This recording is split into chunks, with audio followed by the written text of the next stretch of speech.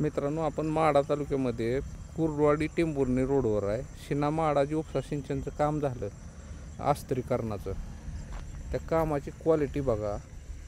याच्यापेक्षा वाईट विषय असू शकत नाही.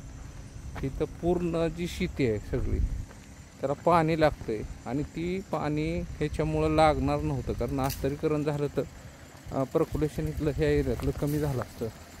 आणि ह्याची जर जाडी बघितली, 1 इंच जाडीपेक्षा जास्त जाडी त्याला कुठेही नाही. अशा गोष्टी जर बघितल्या तर ह्याच्यावर सगळं मॅनेज आहे बघा. मधून आता थोडंफार पाणी फुटलं किंवा बाकीच्या गोष्टी झाल्या तर अडचणी कमी येते. पण हे बघा, पेपरची जाडी आणि ती छोटा थर आहे, 1 इंचाच्या आतमध्ये जर आहे.